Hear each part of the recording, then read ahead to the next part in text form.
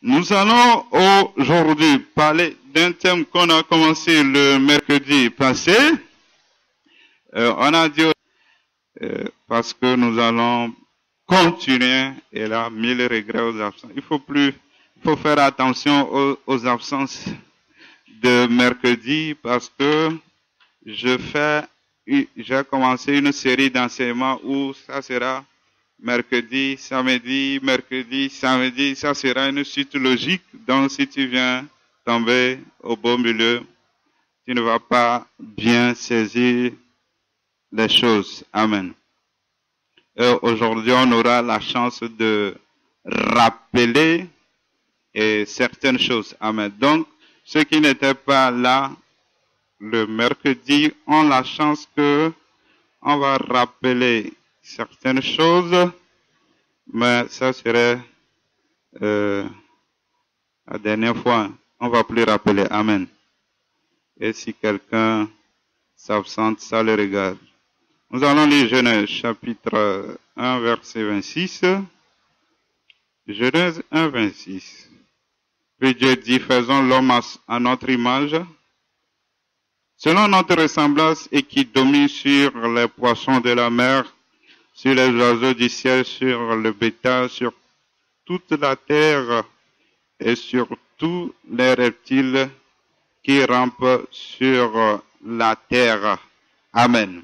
Dans Genèse chapitre 2, verset 26, nous dit que Dieu a créé l'homme à son image. Ça n'a qu'à rester dans nos têtes. Que Dieu a créé l'homme à son image.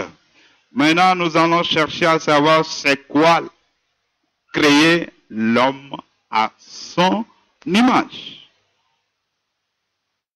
Parce que l'homme est formé à partir de la poussière, mais on dit qu'il est créé à l'image de Dieu. Pourtant, Dieu n'est pas formé à partir de la poussière.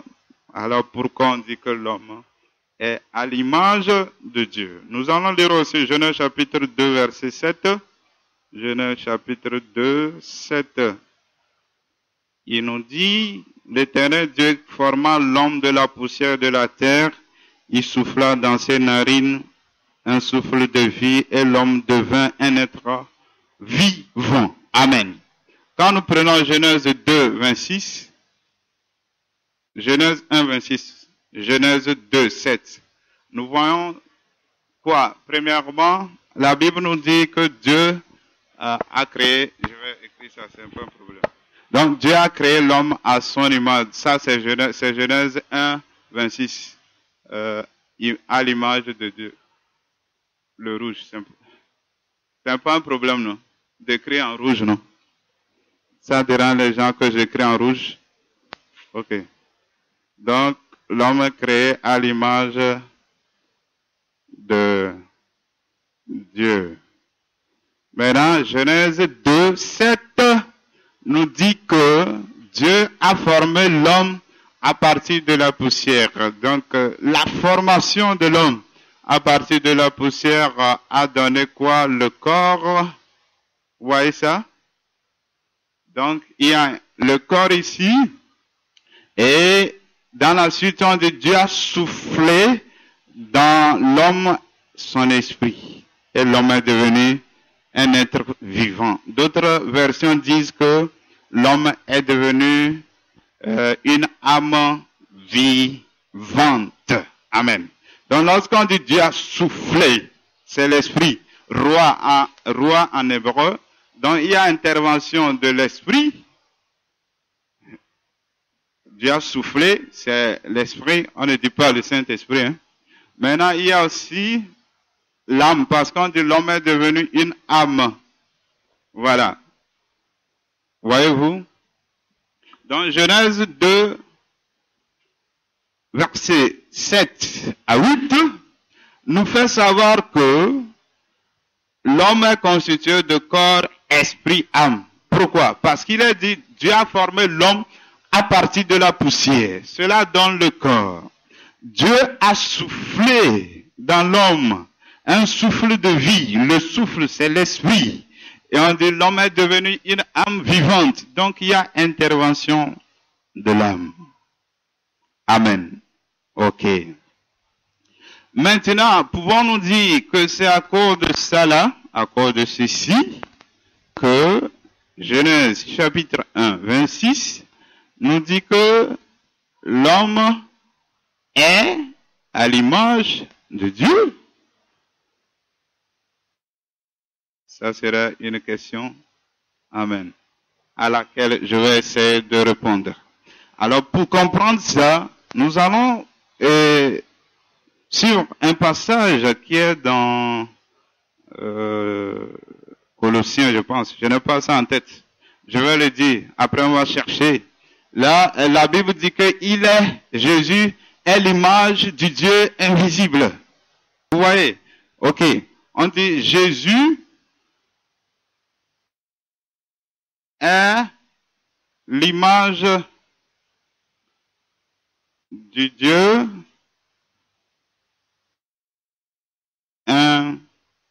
invisible. Voilà. Donc Jésus qui est venu sur la terre est l'image. Jésus qui est le Fils de Dieu est l'image du Dieu invisible. Amen. Cela veut dire que Jésus, son caractère, c'était typiquement de Dieu. Tout ce qu'il faisait, c'était comme Dieu. C'était comme c'est Dieu qui est à l'œuvre. Et c'est vrai. C'est pourquoi on dit Jésus, il est l'image du Dieu invisible. Dieu est invisible, mais quand Jésus vit, on voit à travers la vie de Jésus Dieu. C'est-à-dire qu'il ne fait que se comporter de la même manière que Dieu se comporte au ciel. Amen. Et Jésus lui-même nous fait savoir que lui, il ne fait rien sans avoir écouté le Père. Et le Fils ne peut rien faire de lui-même. Tout ce que le Fils fait, c'est parce qu'il voit le Père le faire. Et dans Jean chapitre 14, il dit que les œuvres que je fais, c'est le Père qui est en moi, qui les fait. Je ne les fais pas de moi-même. Donc Jésus nous faisait savoir que quand il parlait, les venaient de Dieu, le Père. Et ce qui fait qu'on dit Jésus est l'image du Dieu invisible. Amen. Donc quand nous prenons ça sur la concernant Jésus, qui est l'image du Dieu invisible, et nous retournons dans Genèse, chapitre 1, le verset 26, cela peut nous amener à dire que quand la Bible dit Dieu a créé l'homme à son image, cela veut dire que Dieu a habité dans l'homme. C'est bon? Ou bien c'est pas clair? Dieu, le Père, était dans le Fils Jésus quand il était sur la terre. Il s'est dépouillé. Jésus est devenu un simple homme en qui habitait du Dieu invisible. Parce que le Père était en lui, ou le Saint-Esprit, le Père ou le Saint-Esprit, c'est la même chose. Des fois, et là, une fois, on disait ici que le Saint-Esprit n'est pas Dieu. Il y a un passage, je l'ai trouvé, il est bien précisé, le Saint-Esprit, donc je ne vais pas revenir sur ça. Donc, Jésus dit, c'est le Père qui est en moi qui fait les œuvres. Tantôt, il va dire, c'est le Saint-Esprit. Donc, on ne va pas trop chercher à comprendre ça. Je fais savoir tout simplement, quand Jésus dit, il est Dieu invisible, il est un humain, certes, mais c'est parce que tout ce qui fait de lui image du Dieu invisible. Et quand Dieu a créé l'homme à son image, ça fait, on peut déduire que l'Esprit de Dieu, pourquoi je vais dire ça, que c'est évident. Le rétablissement des choses nous permet de savoir ce que Dieu avait commencé dans le jardin d'Éden. Vous voyez, l'homme ayant un corps, une âme, l'âme vient avant l'esprit. Pour l'homme, avant de vivre selon Dieu, son esprit est en communion avec Dieu, qui est esprit. L'esprit reçoit les instructions venant du Saint-Esprit ou Dieu, et là, les pensées vont au niveau de l'âme, l'âme prend la décision et le corps agit. C'est comme ça que cela fonctionne. Alors pour expliquer, je schématise. Voilà l'homme. Quand Dieu a créé l'homme, voilà comment il était. Voilà. Je sais ce que je fais. Voilà. Saint-Esprit, esprit, âme, et puis le corps. Vous voyez ça? Donc, on a ici le corps de l'homme. Quand Dieu a créé l'homme, l'âme, l'esprit et le Saint-Esprit.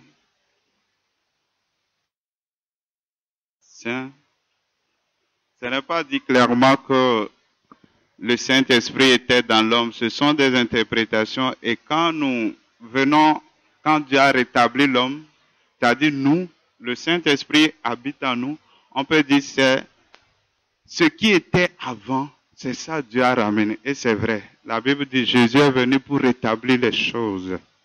Ok. Et beaucoup, quelqu'un peut dire, bon, le Saint-Esprit n'était pas dans l'homme, mais il était dehors et puis il parlait à l'esprit de l'homme, l'a mangé le corps. Ça, ce n'est pas un problème. On va revenir sur ça. Mais ce que je veux faire savoir est que l'esprit de l'homme, quand Dieu a créé l'homme, comment l'homme doit agir, comment l'homme doit fonctionner. L'homme a l'esprit, l'âme, le corps. Maintenant, pour que l'homme pose déjà tout ce que l'homme doit faire, comment cela doit être fait, cela doit venir de Dieu ou le Saint-Esprit. Mais le Saint-Esprit va communiquer avec l'homme par son esprit. Par l'esprit. Amen. Par l'esprit. Dieu est esprit et il ne vient pas parler comme vous m'entendez ou bien en notre âme, par l'esprit. Donc, c'est l'esprit maintenant qui envoie les pensées au niveau de l'âme. L'âme, c'est le domaine de la décision, de la volonté. C'est notre âme qui prend la décision et le corps agit. Amen. Donc, voici d'une manière schématisée comment les choses étaient et l'homme qui était comme ça là. Quand Dieu a fait l'homme comme ça, qu'est-ce qu'il devait faire? Il devait amener le royaume de Dieu sur toute la terre. C'est-à-dire que grâce à l'homme, la terre devait être l'extension du ciel. Cela veut dire quoi? Quand Dieu a créé la terre, quelle est la mission? Quel est l'objectif de Dieu? L'objectif de Dieu pour la terre est que la manière dont il vit au ciel, que les êtres humains créés sur la terre vivent de même. Et qu'il domine sur toute la terre. Donc cela veut dire que la terre était une extension du royaume de Dieu. Par exemple, quand la France colonisait les gens, la France a colonisé le Togo. Le Togo est loin de la France, mais le Togo faisait partie de la France. Donc le Togo est comme une extension de la France. L'Algérie, on disait l'Algérie était une extension de la France aussi. Les pays anglophones étaient des extensions de l'Angleterre. Amen. Donc ce qui faisait que l'homme était dans le même royaume que Dieu lui-même. La condition est que l'homme devait dépendre de Dieu. Il ne pouvait rien faire de lui-même. Et quand Dieu a créé l'homme et Dieu a dit de dominer sur toute la terre, à cause du fait que l'homme est à l'image de Dieu. Donc, c'est pourquoi je dis, c'est le Saint-Esprit. L'humanité devait se soumettre à l'homme. à cause de l'image de Dieu dans l'homme. Et j'ai écouté l'autre là, Ivan, il a bien dit clairement, voilà, lui aussi, il a la même logique et j'ai compris qu'il a raison. Pour moi, je disais, le Saint-Esprit est dehors, mais en le suivant, moi, pour moi, le Saint-Esprit est dedans. Donc, Dieu était dans l'homme, c'est à cause de ça que l'homme devait dominer sur la terre. Je vais essayer de relire le Genèse chapitre 2, non, 1, 26, pas 2, 1, 26. Je vais relire ça pour que les choses soient claires. Qu'est-ce qu'il a dit? Puis Dieu dit, faisons l'homme à notre image, selon notre ressemblance, et qu'il domine. Vous voyez ça? L'homme devait ressembler à Dieu afin de dominer. L'homme devait être à l'image de Dieu afin de dominer. Et je dis l'image de Dieu, cela veut dire qu'il y a quelque chose de Dieu dans l'homme. Il est vrai que l'homme a l'esprit, donc il est un humain ici, mais du fait qu'il a l'image de Dieu, c'est-à-dire le Saint-Esprit, en lui, ça fait qu'il pouvait dominer. Dominer comment? C'est-à-dire le fait qu'il reçoit les choses de l'Esprit de Dieu, il a le pouvoir sur tout. Comme Jésus. Qu'est-ce qui faisait que Jésus dominait sur tout? À cause du Saint-Esprit en lui ou Dieu. Il a dit le Fils ne peut rien faire de lui-même. Si Jésus ne dépendait pas de Dieu le Père ou du Saint-Esprit, il ne pouvait pas dominer. Ce qui veut dire que quand Dieu disait que l'homme à son image pourra dominer, parce qu'il y a l'image, il y a Dieu lui-même dans l'homme, et Dieu ne va pas quitter au ciel pour venir rester dans l'homme. Donc c'est son esprit qui vient rester. Bon, son esprit représente Dieu lui-même. Donc le Saint-Esprit est comme le représentant de Dieu qui est au ciel. Il est son représentant dans l'homme. Ce qui permettait à l'homme de dominer sur toute la terre. Amen. Et maintenant, qu'est-ce qui s'est passé? Quand Satan a vu ça. Suivez bien, la Bible a dit l'homme doit dominer tous les animaux de la terre. Et maintenant, le serpent aussi, c'est un animal. Quand il est venu, Dieu a dit à l'homme de dominer sur tous les animaux. Maintenant, le serpent vient, il dit à l'homme par la femme d'abord que de manger le fruit défendu. L'animal sur qui l'homme devait dominer, voilà, l'animal vient nous donner des ordres à l'homme et l'homme obéit. Pas qu'il a l'autorité sur lui, mais c'est parce que l'homme a été séduit. La femme a été séduite et qu'est-ce qui s'est passé? La femme a mangé le fruit, l'homme a mangé. Et quand ils ont mangé, c'est fini. Tout ce système est gâté.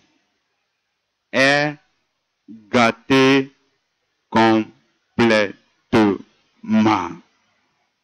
Le serpent qui est Satan, quand Dieu dit domine sur tous les animaux, et Dieu nous présente le serpent disant un animal, cela veut dire que quand Dieu disait de dominer sur tous les animaux, Dieu disait de dominer aussi sur Satan. À cause de Dieu dans l'homme, à cause de sa nature dans l'homme, à cause du Saint-Esprit dans l'homme, l'homme avait le pouvoir sur Satan. Satan ne pouvait rien faire. L'homme devait régner sur le diable, sur tout, y compris le diable lui-même. Et maintenant que le diable est venu les tromper, pour que nous le connaissions. Jésus a dit, vous connaîtrez la vérité et vous rendra libre. Tant qu'on est dominé par le péché, par les situations, par les démons, c'est parce que nous ne savons pas ce que nous sommes. C'est pourquoi Jésus a dit, quand vous connaîtrez la vérité, vous serez libre. Ce qui vous domine là ne va plus vous dominer. Donc, il faut qu'on prête vraiment attention à sur ce qui est en train de ce qu'on est en train de partager pour savoir ce que nous sommes afin de pouvoir avoir vraiment la victoire. Donc, l'homme, comme ça, ayant un corps, une âme, un esprit, et qui est en communion avec le Saint-Esprit, pouvait régner sur toute la terre. Et il n'y avait même pas les souffrances, ni les moussales, il n'y avait pas ces choses. Voici. Maintenant que l'homme a désobéi, quelqu'un dit, c'est Ivan, on dit que le Saint-Esprit, il dit que le Saint-Esprit a été rapatrié au ciel, il est reparti au ciel. C'est vrai. Bon, pour moi, quand l'homme a désobéi, qu'est-ce qui s'est passé? L'Esprit de Dieu, certainement, il a quitté. L'Esprit de Dieu n'est plus en communion avec l'Esprit de l'homme, parce que c'est l'Esprit de Dieu qui permettait à l'homme de vivre par son esprit. L'Esprit de l'homme ne pouvait pas, c'est le Saint-Esprit qui lui donne des instructions. C'est ça qui fait sa vie. Maintenant que l'homme a péché, qu'est-ce qui s'est passé? Vous allez voir ce que l'homme est devenu. Moi, je suis en train de vous faire le résumé de l'enseignement. Voilà, voilà, voilà. Il y a 1, 2, 3, 4. OK. Ça doit être 3, non? On a le corps, l'âme, on a l'esprit, c'est ça, non? OK. Amen. Le Saint-Esprit n'est plus là. Mais il y a autre chose qui est venue, qui s'appelle le vieil homme. Extrêmement dangereux. Il est là. Voilà. Celui-là qui nous crée des problèmes. J'écris mal. Hein? Waouh, waouh. Parce que ce n'est pas bien positionné. Voilà. Donc, suite à la chute, voici ce que l'homme est devenu. Et l'homme étant devenu ceci. Le corps est là, l'âme est là, l'esprit qui était en communion avec le Saint-Esprit pour pouvoir amener l'homme à vivre selon Dieu n'est plus en communion avec le Saint-Esprit. Donc, l'esprit de l'homme n'agit plus. C'est pourquoi on dit il est mort. On dit nous sommes morts spirituellement. Il ne fait plus rien. Ne faisant plus rien, qui est venu? Le vieil homme est venu prendre la place. La nature satanique est venue prendre place. Et quand cette nature est venue, c'est quoi? C'est elle maintenant qui donne les ordres à l'âme et le corps agit. Et cette nature, tout ce qu'elle fait, tout ce qu'elle sait faire, c'est ce que Dieu n'aime pas. C'est ce que Dieu ne veut pas qu'elle aime. Elle ne peut même pas faire ce qui est de Dieu. Et ça, c'est ça qui a rendu l'homme esclave. L'homme ne savait pas ce que c'est que le mensonge, la tuerie. Mais c'est le vieil homme qui lui donnait toutes ces idées-là. Tout, la prostitution, lesbianisme, tout ça là, c'est le vieil homme qui faisait ça. Et l'homme, dans cet état, est devenu quoi? Esclave de Satan. Lui qui était roi de Satan, sur Satan, est devenu esclave du diable.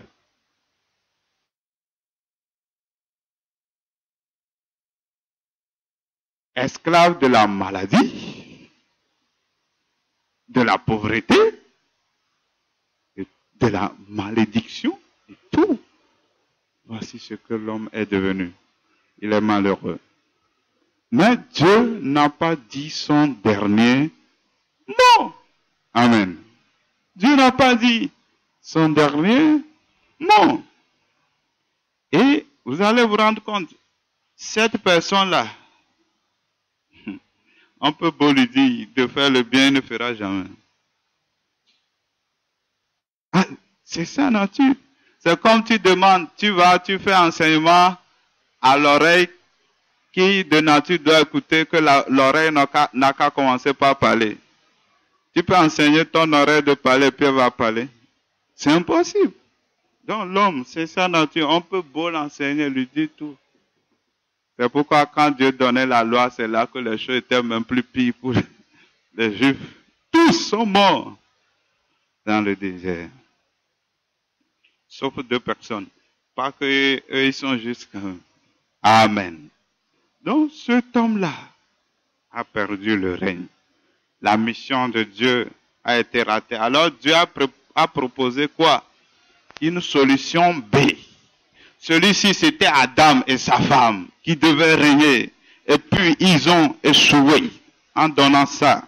Qu'est-ce que Dieu va faire? La Bible nous dit le second Adam. Ce n'est pour rien, Dieu parle du second Adam. Second Adam, ça veut dire Dieu a restauré. Restauré par Jésus, tel que l'homme est quand Jésus est venu. La Bible nous dit, le vieil homme a été crucifié. Notre esprit a été régénéré. Cela redonne ce schéma. Et avec ce schéma-là, on peut régner sur la maladie, sur la pauvreté, sur le péché, sur tout ce qui est mauvais, et vivre en nouveauté de vie. Amen. Et vivre une vie de victoire, de règne. Voilà. Voilà que ce schéma-là, tout ce que je viens de dire, c'était pour résumer l'enseignement d'aujourd'hui. C'était pour résumer l'enseignement d'aujourd'hui. Amen. Donc nous allons maintenant revenir sur ce thème. Quand quelqu'un a maîtrisé ça, il va comprendre facilement tout ce que je vais dire. Tout, tu vas comprendre. Ça serait très facile pour toi. C'est pourquoi j'ai fait le résumé de tout l'enseignement comme ça. Ça sera facile pour toi. Donc le thème c'est « Nous sommes déjà délivrés du péché, le péché ne peut pas avoir le pouvoir sur nous ». Nous lisons Romains chapitre 6, verset 14. Romains chapitre 6, 14 nous dit « Car le péché n'aura point de pouvoir sur vous, puisque vous êtes non sous la loi, mais sous la grâce. » Amen. Quand nous lisons bien, quand nous prêtons bien attention à Romains 6, verset 14, nous voyons que Dieu nous dit que le péché n'a pas de pouvoir sur ceux qui sont sous la grâce, mais c'est sur ceux qui sont sous la loi. C'est sur eux que le péché domine. Et nous avons la chance d'être sous la grâce, ça veut dire que le péché ne va plus nous dominer. Nous aurons la victoire totale sur le péché. Et je vous assure et je le réitère, cette victoire que nous avons, si nous la manifestons, c'est fini. Satan ne peut rien nous faire. Rien ne peut nous arrêter. C'est pourquoi il est tellement capital de connaître, de fouiller, de savoir qu'est-ce que Dieu a fait pour avoir la victoire. Amen. Donc, nous allons voir grand 1. Si quelqu'un peut noter, il va noter l'enseignement que je fais là, c'est un enseignement que quelqu'un peut noter. Je ne vais pas parler vite, je vais doucement parce que c'est notre vie là. Il faut nettoyer tout. C'est notre grand temps, j'ai mis grand temps. Sous la loi, le péché a le pouvoir sur l'homme. On va voir ça. Sous la loi, le péché a le pouvoir sur l'homme. Donc, on voit ça. Grand 1. Sous la loi, virgule, le péché, voilà, le péché a le pouvoir. Oh, j'écris mal là-bas sur l'homme. Ok, ça c'est grand 1, ça. Sous la loi, le péché a le pouvoir sur l'homme. Et là, je dis, la loi est faite des commandements positifs et des commandements négatifs. La loi était constituée des commandements positifs, des commandements négatifs. C'est quoi commandement positif et négatif? Les commandements positifs, ce sont des commandements où Dieu dit fais ça, fais ça, fais ça. Et les commandements négatifs, c'est les commandements où Dieu dit ne fais pas ça, ne fais pas ça. Et les Juifs, comme c'est eux qui connaissent bien la loi, ils ont compté. Et celui qui a donné le nom, son nom, il s'appelle Maïmonide, ou c'est un rabbin, on parle de les séfarades, c'est un groupe de Juifs, donc il s'appelle Maïmonide. On l'appelle aussi le Rambam. C'était un Juif vraiment respecté dans le judaïsme. Et il a compté, il a dit qu'il y a 365 commandements qu'on appelle mitzvot. Les commandements en hébreu s'appellent mitzvot. Voilà. Entre parenthèses, mitzvot. Mitzvot. Donc, 365 commandements positifs.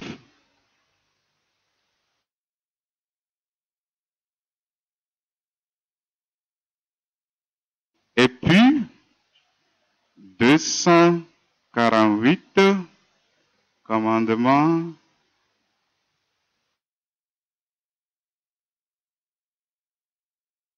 négatifs. Le total donne combien? Il faut calculer. 365 commandements positifs et 248 commandements négatifs. L'organisme a combien d'organes? 248. Dans l'année, on a combien de jours? 365. Amen. Donc, ils disent que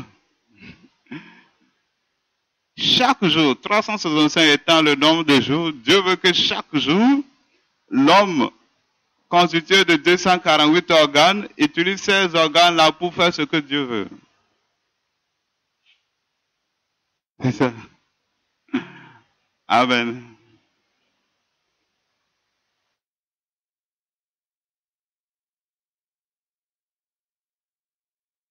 Et quand Dieu a donné les commandements selon lui, tu dois les observer pour être juste. Si tu veux être juste, reconnu juste devant Dieu, il fallait observer les 613 mitzvot ou commandements. Autrement, tu ne serais jamais juste. Ça se trouve dans Romains chapitre 15. Romains 15. Et là, il dit, en effet, Moïse définit ainsi la justice qui vient de la loi. L'homme qui mettra ces choses en pratique vivra par elle. Amen. Donc, les 613 commandements, si quelqu'un veut être juste, il devait les observer sans rater un seul. À vous d'imaginer si quelqu'un a plutôt observé.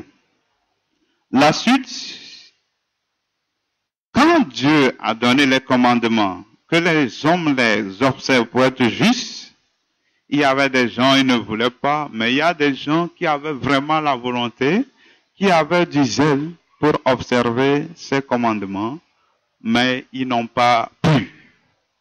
Amen.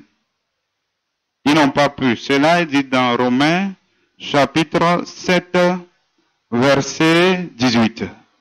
Romains 7, verset 18. Là, il est écrit, ce qui est bon, je sais, n'habite pas en moi, c'est-à-dire dans ma chair. J'ai la volonté, mais non le pouvoir de faire le bien. Amen. Nous lisons aussi Romains 3, 9. Romains 3, 9. Quoi donc sommes-nous plus excellents? Nullement, car nous avons déjà prouvé que tous, juifs et grecs, sont sous l'empire du péché. Amen.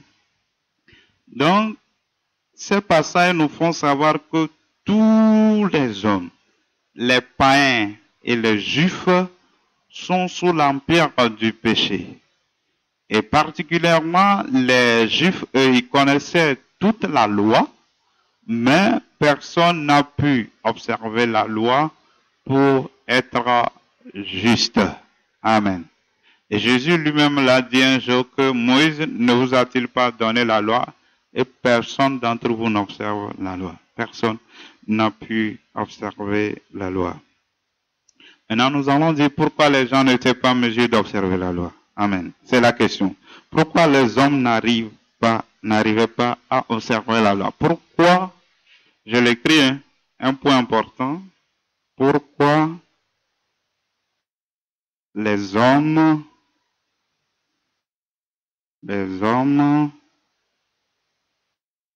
n'arrivent pas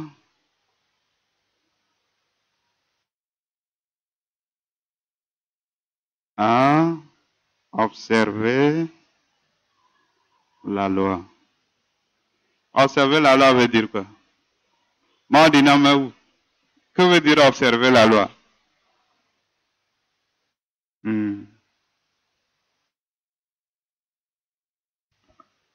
Parle fort, hein?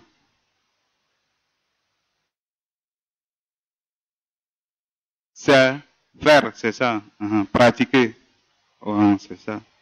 Donc, pratiquer. Donc, pourquoi les hommes n'arrivent pas à pratiquer la loi ou à observer la loi? La réponse est là.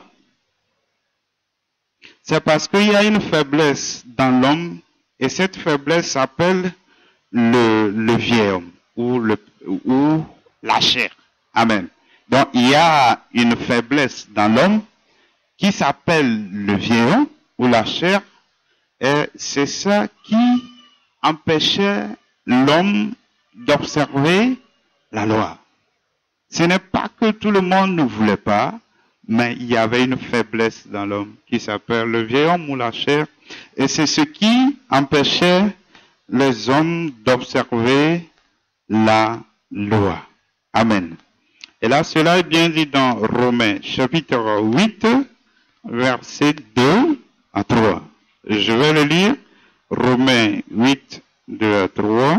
Il dit, en effet, la loi de l'esprit de vie en Jésus-Christ m'a affranchi de la loi du péché et de la mort, car chose impossible à la loi parce que la chair la rendait sans force, Dieu a condamné le péché dans la chair en envoyant à cause du péché son propre Fils dans une chair semblable à celle du péché. Amen. Donc, ce passage nous fait savoir, c'est quoi je dis? J'avais dit, l'homme n'arrivait pas à observer la loi parce qu'il avait la chair qui est une faiblesse.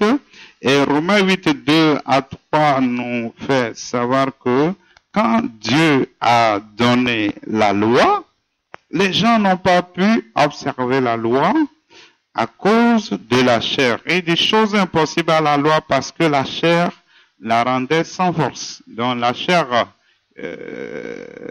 qui est la nature de l'homme, la chair ce n'est pas le corps. Des fois, Paul utilise le mot chair pour la nature de l'homme, des fois il l'utilise pour le corps. Pourquoi il le fait? Parce que cette nature ne concerne que l'homme humain.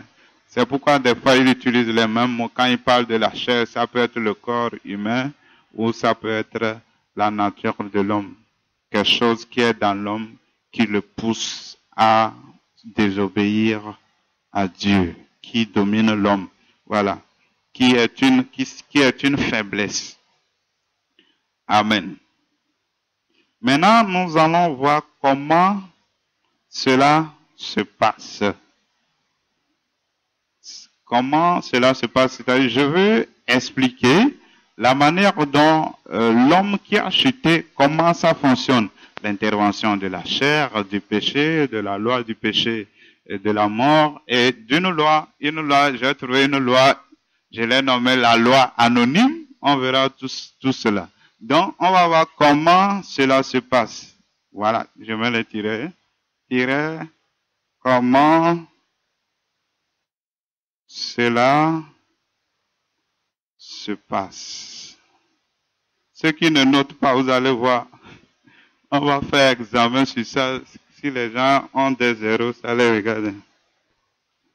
Soyez-en sûrs que on va faire examen sur ça parce que ceci me tient trop à cœur, ça me concerne, ça concerne tout le monde. Si j'ai une fois parlé de ça et autres, mais si je reviens sur ça, je sais pourquoi. Et cette fois-ci, ah là là, on va pas s'amuser avec ça parce que si on maîtrise ça, si tu maîtrises ça, c'est fini. Tu as la victoire, je t'assure. La victoire totale. Ok, comment cela se passe? Je vais essayer de vous lire. L'homme a le corps, l'âme et l'esprit. Voilà, j'avais parlé de l'homme quand Dieu a créé l'homme. Il a formé le corps, il y a l'âme et puis il y a l'esprit. Mais suite à la désobéissance dans le jardin d'Éden, l'esprit de l'homme qui était attaché, vous voyez? Oh, j'ai effacé. L'esprit de l'homme était en communion avec le Saint-Esprit de Dieu. C'était ça dans le jardin d'Éden. Donc, l'esprit de l'homme, on a l'esprit, et puis le Saint-Esprit ou Dieu, Saint-Esprit. Dieu, qui est Dieu. Voilà. Donc, il y avait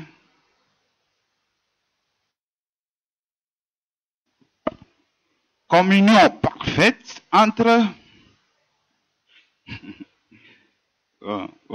ça là, c'est une communion.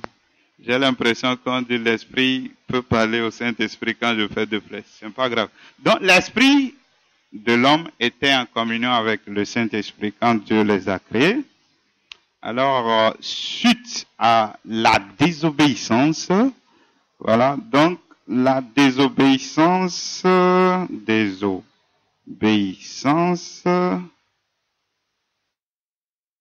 donné quoi? Quand je fais ça, ça veut dire a entraîné quoi? Donc,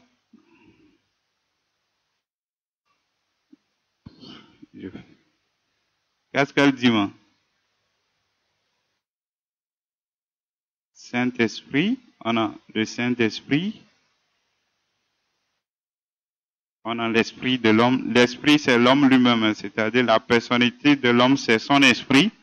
Donc, cette communion qui existait est coupée. Voilà, coupée, c'est coupé.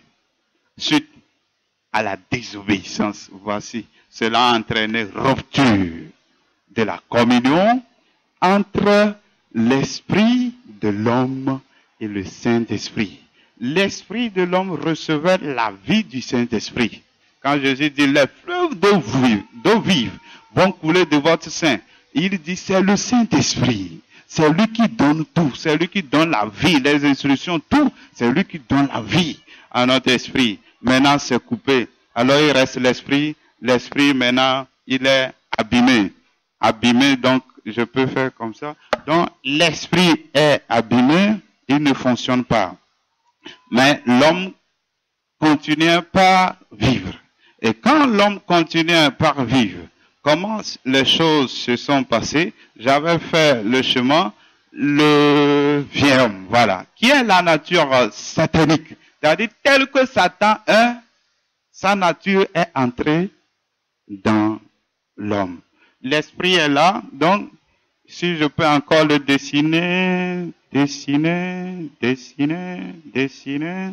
le corps, l'âme, vieil homme. Est-ce que c'est le vieil homme? Ça va? Il y avait quelque chose qui est parti, l'esprit, bon, lui, il ne joue plus son rôle. Il est là pour la forme. Pour la forme, voilà. Donc, le vieil homme est venu s'installer dans l'homme. Amen. Et cela est bien écrit dans Romains 6, 6. On va le lire. Je n'ai pas ça ici. Hein. Quelqu'un peut lire. Romains chapitre 6, 6 nous mentionne une chose. La première fois que l'apôtre Paul nomme ces termes, c'est dans Romains 6, 6. Romains 6, le verset 6. Oui. Sachant que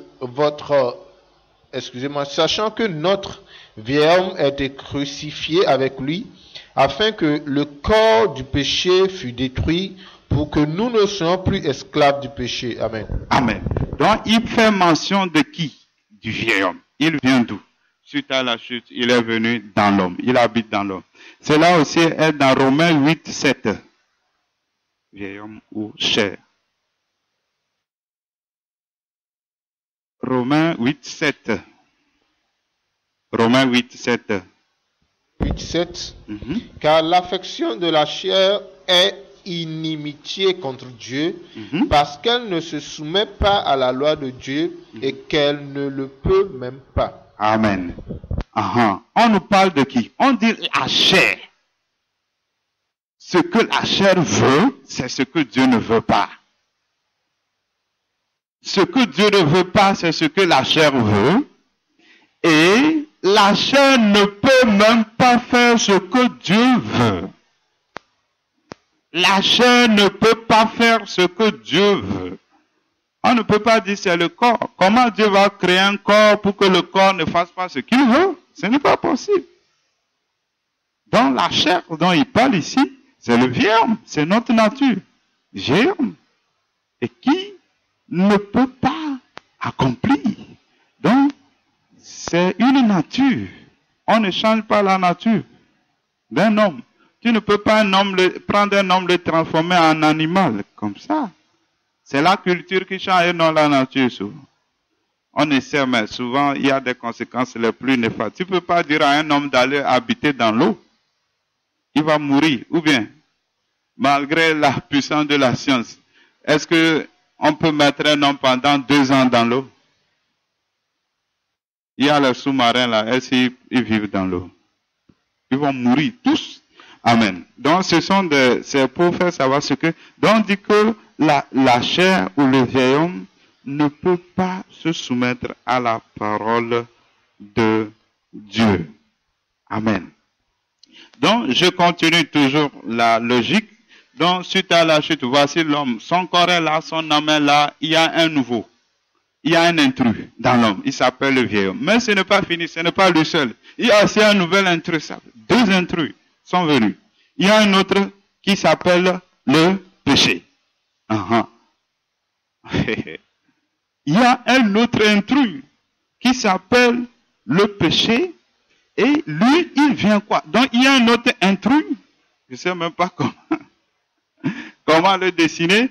Et l'intrus là, on dit, il est dans le corps de l'homme. L'apôtre Paul dit qu'il habite dans le corps. Je vais essayer de le dessiner sans finir.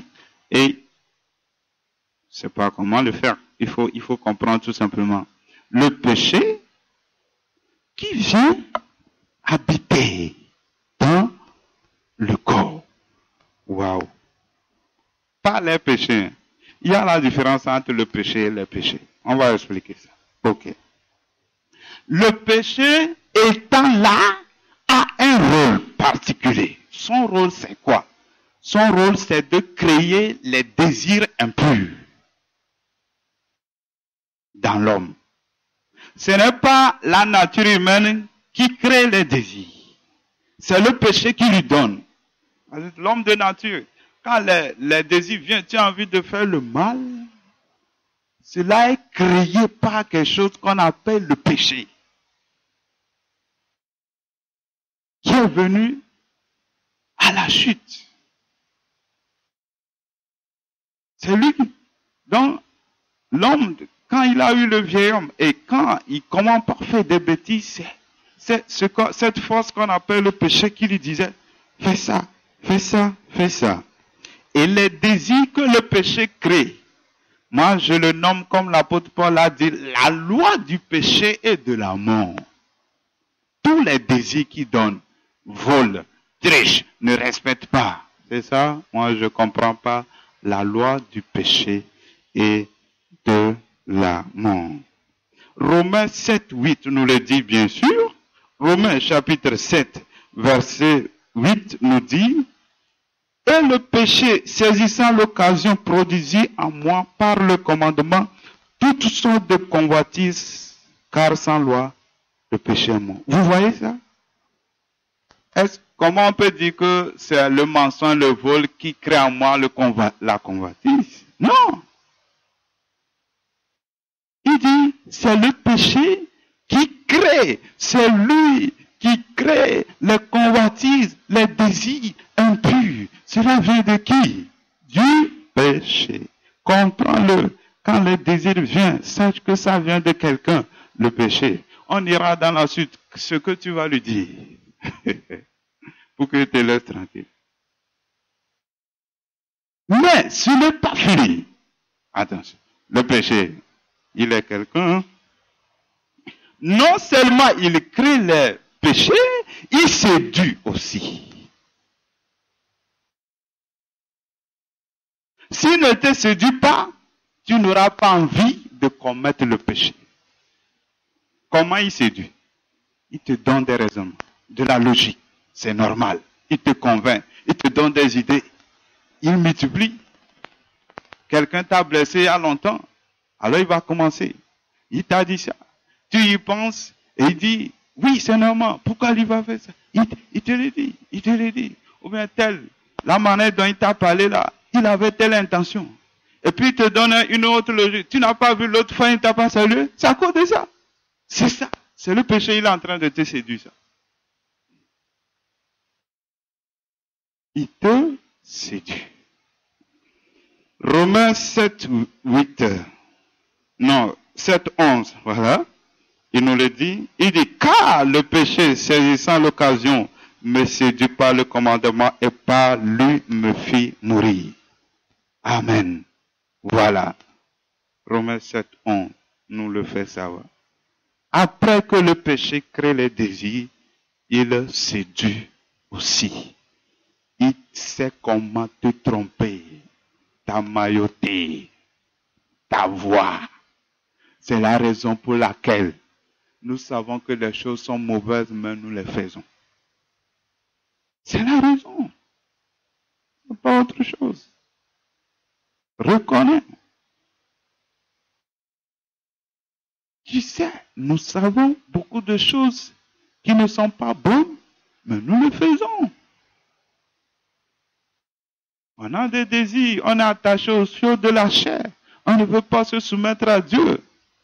Quand il y a quelque chose, on ne demande pas à Dieu, es-tu d'accord ou pas? Comme c'est bon, peut-être c'est l'argent, peut-être c'est mariage, peut-être c'est quoi, peut-être c'est un avantage, tu sautes dedans comme ça. Pourtant, tu sais que il faut demander l'avis de Dieu, mais quand ça arrive, les gens ne demandent pas. À cause de qui? À cause du séducteur. Il te dit, mais tu vas rater cette occasion-là. Si tu rates ça, c'est fini. Hein? Tu n'as pas envie de rater aussi, tu cours en vitesse. Et qu'est-ce que Paul dit? Quand il te séduit, quand tu tombes, c'est la mort. Voilà. C'est la mort. C'est la mort. Péché, c'est comme ça. Il peut te séduire, tu veux prier, il dit non, tu es fatigué là, pourquoi prier? Le jour du culte, il dit il faut dormir là. Il te séduit. Il séduit, et la chair aussi, c'est ça, la paresse. Tu ne veux pas travailler. On dit le travail, c'est l'homme, c'est le travail. C'est ça, on dit non. Non, mon ami. Il y a quelque chose en toi qui te séduit, qui te trompe, qui te flatte. Tu ne sais pas. Il faut qu'on ouvre vraiment les yeux. Amen. Donc, quand le péché te séduit et que tu es quelqu'un qui connaît la loi, qui te dit ne fais pas, ne fais pas, quelle sera la réaction? Tu vas refuser. Ou bien une personne qui connaît la loi, qu'est-ce qu'elle fera? Elle va refuser ce que le péché lui propose. Par exemple, le péché lui propose de... Quel exemple je voulais donner? Quelqu'un l'a insulté, le péché lui propose, réponds-lui, toi aussi, ou crie sur lui, toi aussi. Voilà, le péché lui propose. Il dit, ou bien garde-le dans ton cœur. Alors, comme tu connais la loi, tu vas vouloir dire, on a dit de ne pas donner occasion au diable. Alors, il va te séduire en disant que c'est trop. Lui aussi, il exagère. Il sait avant de faire. Il le sait. Soit c'est ton mari va dire, c'est lui comme ça, un gros gars comme ça. Et puis il va faire ça. Tu racontes aux gens même. Tu racontes. Donc, quand il te séduit, bon, comme tu connais la loi, ça te vient en tête que ça là, je ne veux pas. Quand tu es en train de dire tu ne veux pas faire, alors il y a quelqu'un qui intervient. Premièrement, c'est la chair qui crée les désirs et séduit. Maintenant, quelqu'un, son tour arrive, il s'appelle la chair ou le vieil homme. Qu'est-ce que la chair fait? Face au refus de l'homme d'accomplir le désir ou de se soumettre à la loi du péché et de la mort, intervient une...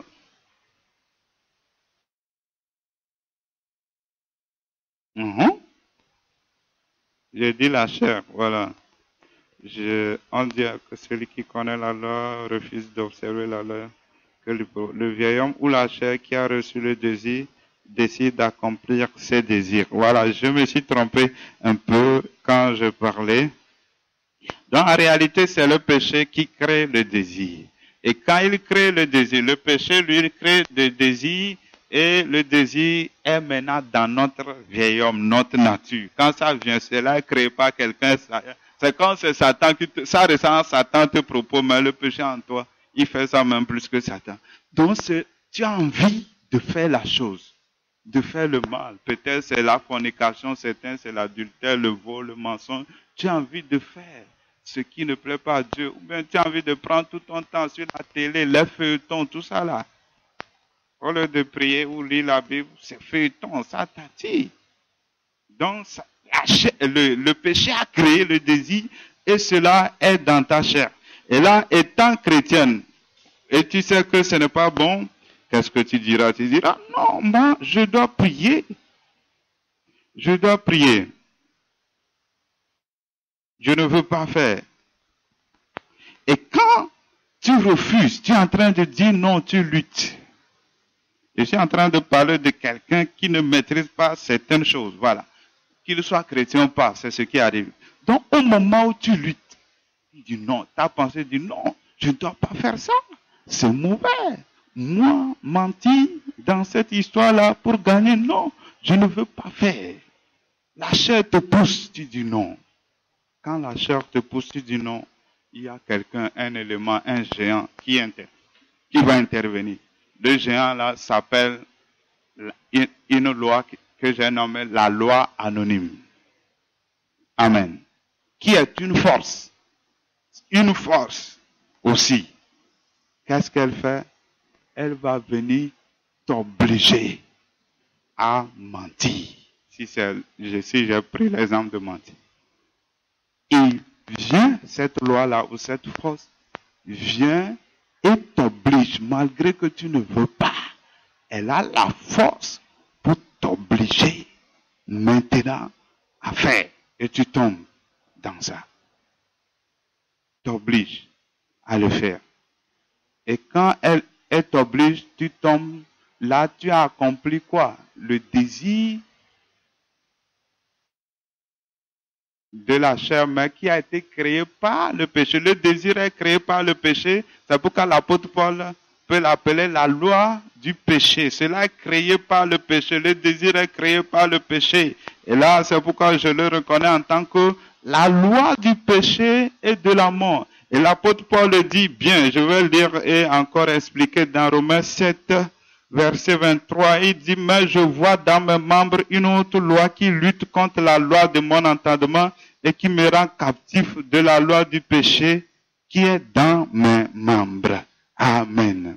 Donc, il est en train de faire savoir qu'au moment où le désir est là et que je ne veux pas, il y a une loi, il y a une force en moi maintenant qui me pousse, qui m'oblige à accomplir la loi du péché de la mort, accomplir le désir venant du péché, ce désir que j'appelle la loi du péché de la mort. C'est pourquoi l'apôtre Paul dit que une loi est dans ma main, me soumet à la loi du péché et de la mort. Me soumet au désir. Ce désir, c'est la loi du péché et de la mort. Ça vient du péché. C'est le péché qui l'a provoqué dans ma chair. Donc il y a cette force-là qui va me pousser à accomplir le péché. Et là, je tombe dans le péché. Amen. Donc, ce que je disais, c'était sous la loi, ça. J'avais dit ça peut être un chrétien. Mais pourquoi je dis un chrétien? Parce qu'un chrétien qui ne sait pas qu'il est délivré fonctionne aussi comme ça. Ah oui. Mais c'était sous la loi, ce qui fait que personne ne peut vivre une vie de sanctification sous la loi. À cause de tout ça là. Le péché, la chair ou le vieil homme, cette loi, je l'appelle loi anonyme ou loi X, et qui soumet l'homme à ce que le péché a créé. Donc personne ne pouvait s'en sortir. Si Jésus n'intervenait pas, c'est pourquoi l'apôtre Paul dit, qui me délivrera? Il ne peut pas. C'est impossible. Et c'était ça. Mais Dieu, Jésus, quand Jésus va venir, il va résoudre ça. Mes frères et sœurs, vous voyez qu'on ne peut pas. Je ne peux pas aller même à ce que j'ai décidé d'aujourd'hui. Nous verrons le grand 2 prochainement comment je l'ai intitulé moi? Le grand 2, sous la grâce, le péché n'a pas de pouvoir sur l'homme. Et ça, on va voir prochainement. Amen. Que Dieu nous bénisse, que Dieu nous aide à y méditer, à y penser. Amen. Voilà, ceux qui n'ont pas noté, prochainement, il faut chercher les cahiers.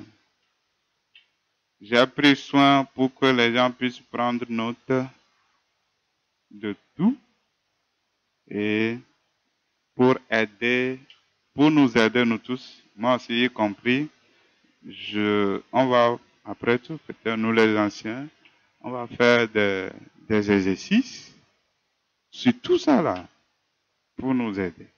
L'homme c'est comme ça il est. Donc on va nous aider, peut-être un mercredi on vient, alors Bible fermée, cahier fermé, examen. Tout le monde a été à l'école ici? Ou bien? D'accord. Ok, là, je vous dis que commencez vraiment à prendre note. Ceux qui n'ont pas pris note, donc vous pouvez prendre ça ailleurs et prochainement, on va le faire. Amen. Que Dieu nous bénisse. Et ce que je voulais dire, une chose tellement capitale et importante est que tout ce que je dis là, si tu ne t'approches pas de Dieu pour que lui aussi t'éclaire, tu ne peux pas. Donc, le rôle des enseignants de la parole de Dieu, c'est de vous amener à aller vers Dieu pour que Dieu vous parle. Donc, ce que je dis, à moins que tu aies